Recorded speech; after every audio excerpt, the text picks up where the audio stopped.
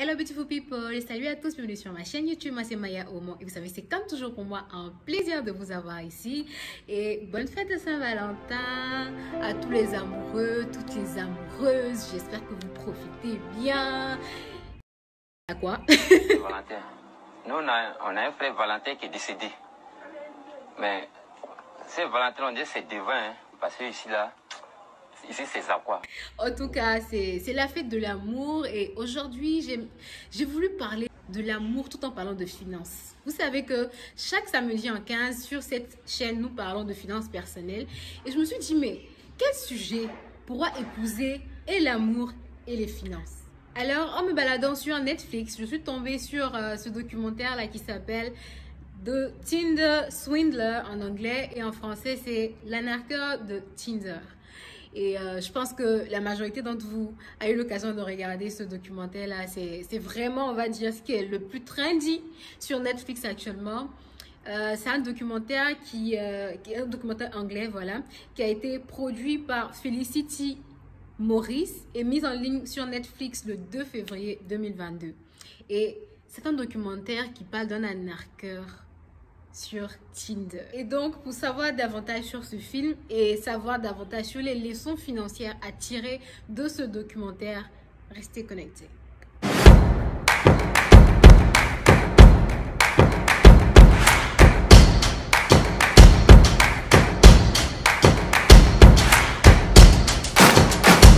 Alors, parlons de l'arnaqueur de Tinder. C'est un film, comme je vous ai dit, bon, un documentaire, film, c'est la même chose, qui parle d'un certain arnaqueur qui se ferait appeler Simon Leviv.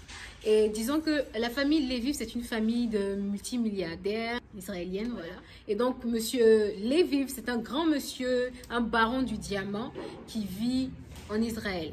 Et cet escroc-là, qui se fait appeler Simon Leviv, se fait passer pour le fils du monsieur et part sur Tinder et fait des rencontres à travers le monde entier, promet le ciel et la terre à toutes ces femmes-là et utilise l'amour, voilà, pour pouvoir les anarquer. Et il prend de l'argent chez la femme A, il dépense cet argent sur la femme B, il prend de l'argent chez la femme C, dépense sur la femme A et ainsi de suite. Et donc, il fait ça pendant des années jusqu'à ce qu'il tombe sur une dame qui vit en Angleterre et lui promet vraiment, lui fait miroiter vraiment une vie de bourgeoise, voilà.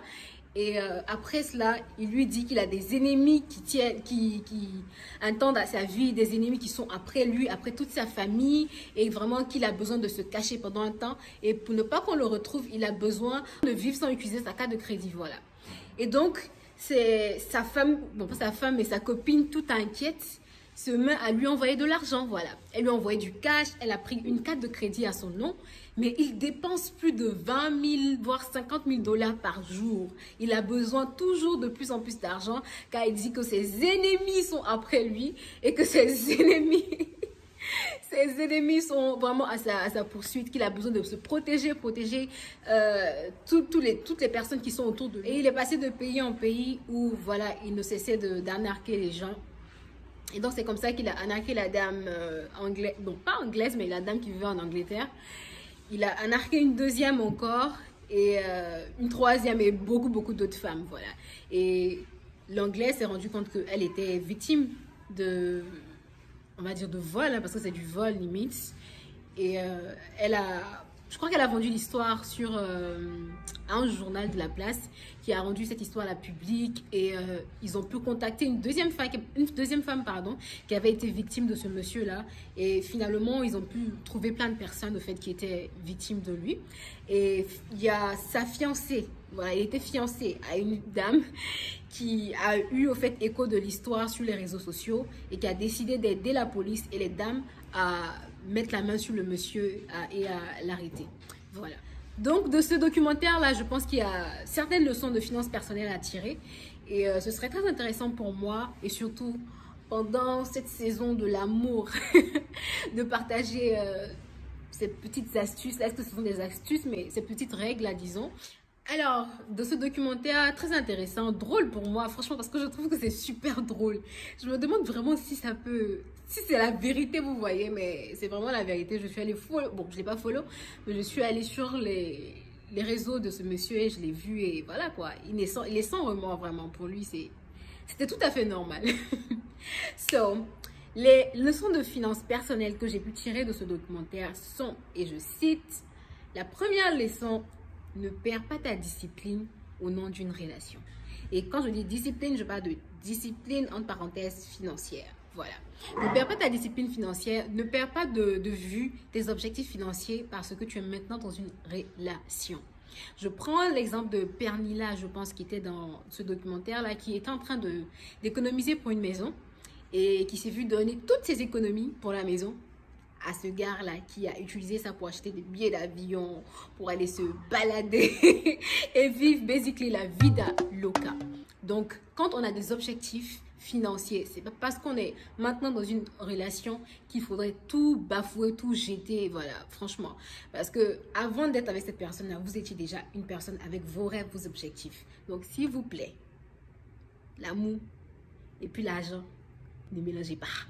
Alors, la deuxième leçon, c'est sortir avec quelqu'un n'est pas une excuse pour plus dépenser. Voilà. Je pense que la première et la deuxième, bon, la deuxième leçon est un peu la conséquence de la première. C'est pas une excuse pour dépenser davantage. Si la fille veut t'aimer, elle va t'aimer que tu aies, je sais, une Lamborghini ou que tu aies Toyota Corolla. Franchement, c'est pas la qualité du véhicule que tu as, même si ça compte un peu, hein.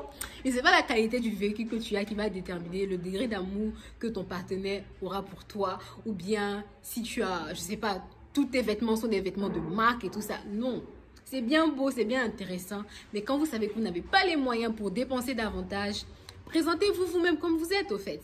Franchement, c'est votre personnalité, c'est ce que vous dégagez, votre aura qui va faire la différence. Donc, n'essayez pas de dépenser davantage juste pour être en relation. Les filles aussi. On nous invite. Des fois, même là, c'est que tu dépenses même pour aller à l'invitation là. Donc, tu dis, gars, là, son argent ne peut pas acheter ça. Donc, s'il vous plaît, dosez un peu. Troisième leçon, c'est toi et ton partenaire devraient être plus ouverts sur vos finances. Et quand je parle de plus ouverts sur vos finances, je veux plus parler de vos projets financiers et peut-être ce à quoi votre argent, comment dire ça, sera destiné au fait, vous voyez. Dans le documentaire, il demandait de l'argent à ses copines sans pour autant, en fait, être vraiment clair et spécifique sur ce pourquoi il avait besoin de cet argent. Et elles n'ont jamais pris le temps aussi de lui demander, ok, chérie, tu veux de l'argent, mais qu'est-ce que tu vas utiliser cet argent-là pour faire? C'est-à-dire, ok, c'est pour fuir tes ennemis, mais c'est quoi le plan? Est-ce que tu comptes renforcer ta sécurité, prendre plus comment dire ça, de garde du corps que tu vas payer, pardon? Pourquoi tu as vraiment besoin d'autant d'argent? Voilà. Donc, essayons d'être un peu ouverts. Elles n'ont pas posé les questions qu'il fallait et finalement, elles se sont retrouvées anarquées. Voilà. Donc, n'oubliez pas de poser les questions qu'il faut. Ce qui brille n'est pas de l'or. Voilà. C'est parce que vous voyez le gars aujourd'hui venir avec, chez nous on appelle ça les 3 traits. C'est-à-dire quand il conduit là, il est en chemise, non, il est en train de conduire et son habit est tellement bien repassé que finalement quand il s'adosse, il y a les 3 traits du véhicule. Il a la clé du véhicule, grande maison et tout ce que tu veux, qu'il a de l'argent.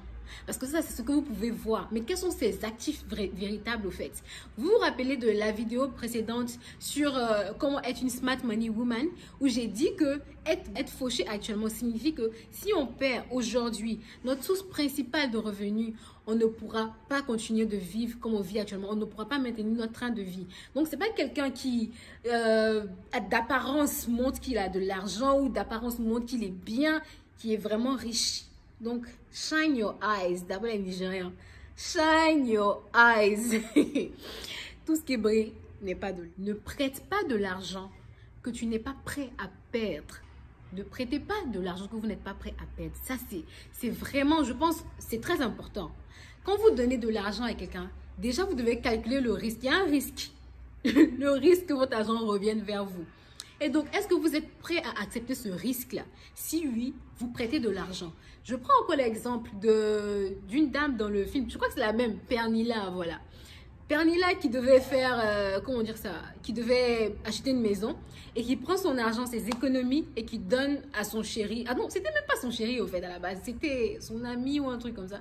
En tout cas, qui donne de l'argent à Simon Leviev. Et elle lui remet cet argent-là qui est supposé être tout ce qu'elle a pour pouvoir avoir une maison, pour pouvoir accomplir son projet financier. cet argent, elle ne peut pas se permettre de perdre cet argent. Et c'est ce qu'elle a donné. Et quand elle a donné cet argent, qu'est-ce qui s'est passé? Il n'a pas pu rembourser. Elle s'est retrouvée où ça? À dormir chez sa mère. Donc, s'il vous plaît, quand vous prêtez aujourd'hui 5 000 francs à quelqu'un, c'est parce que si ces 5 000 francs ne reviennent pas vers vous, ça ne va rien vous faire. Ok, c'est vrai que ça va vous faire mal, mais ça ne va pas vraiment, comment on dit ça, altérer votre qualité de vie. Donc, s'il vous plaît, avant de donner l'argent à quelqu'un, évaluez vos actifs. Est-ce que vous êtes prêt à lâcher cet argent? Si oui, donnez. Sinon, ça ne fait pas de vous quelqu'un de méchant. L'argent est vraiment de l'argent qu'une fois dans vos poches. Une promesse d'argent, ce n'est pas de l'argent.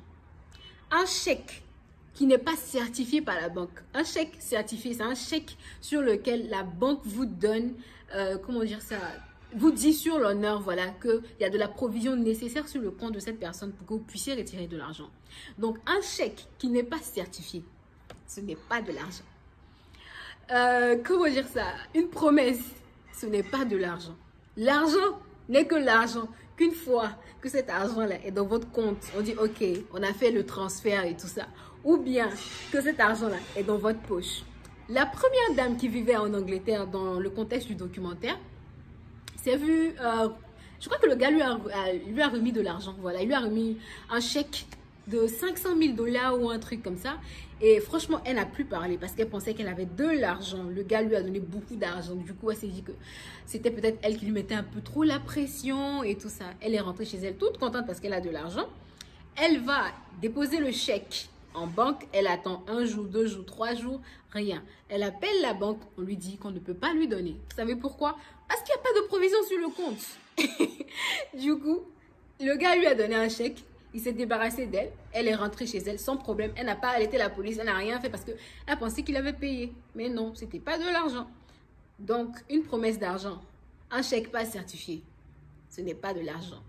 Ok. Alors, la dernière leçon qu'on peut tirer de ce documentaire, selon moi, c'est de ne pas prêter de l'argent à quelqu'un qui nous doit déjà. Donc, si vous avez donné de l'argent à quelqu'un une première fois, please, si vous demandez encore là, ne donnez pas. C'est moi qui ai dit.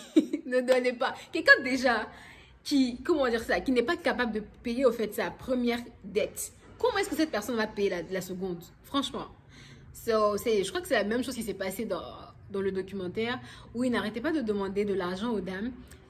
Déjà qu'il avait demandé la première fois et qu'il n'avait pas remboursé, il continuait de demander et elle continuait de donner. Et franchement, pour moi, c'est une très grande erreur quand il s'agit d'argent, voilà. Et c'est vrai que la nature de leur relation faisait que elles se disaient de toutes les façons, c'est leur boyfriend, c'est leur petit ami, donc elles se devaient comment dire ça, de lui donner de l'argent, voilà. Mais je pense qu'en matière d'argent, il faut vraiment savoir faire la part des choses. Quelqu'un qui t'a demandé de l'argent et qui t'a promis, qui t'a fait miroiter quelque chose et qui n'a pas pu tenir ses promesses et te demande encore de l'argent et tu donnes à cette personne sans même brancher, je pense que ce n'est pas very smart et ce n'est pas une smart money woman qui fait ça, ok? Et je sais que vous êtes des smart money woman, donc s'il vous plaît, on ne fait pas ça ici. Alors les amis, c'est tout pour la vidéo. J'espère que vous l'avez apprécié. Si vous avez apprécié, n'oubliez pas de me lâcher un huge thumbs up, c'est-à-dire de liker la vidéo, de la partager, de commenter aussi dans la barre de commentaires. N'hésitez pas au fait à me dire ce que vous pensez de ce documentaire-là, l'arnaqueur de Tinder ou encore de Tinder Swindler. Et qu'est-ce que les leçons que vous avez tirées de ce documentaire? Qu'est-ce que vous pensez même de ce documentaire d'abord pour commencer? Parce que franchement, quand j'ai regardé ça, j'étais choquée. J'ai regardé ça 2 fois parce que je me suis dit, mais attends, c'est pas sérieux. Mais en tout cas, n'hésitez pas à me dire ce que vous pensez de ce documentaire dans la barre de commentaires. N'oubliez pas aussi de partager la vidéo. Et si vous pensez que d'autres personnes peuvent l'apprécier, n'oubliez pas de vraiment parler de la chaîne à vos amis, de vous abonner. Si vous n'êtes pas abonné, I'm judging you. I am judging you. Please. Abonnez-vous. Et c'est tout pour la vidéo. J'espère que vous l'avez apprécié. Et nous allons nous voir la prochaine fois, n'est-ce pas? Et donc d'ici là, portez-vous bien. Bye bye. Take care.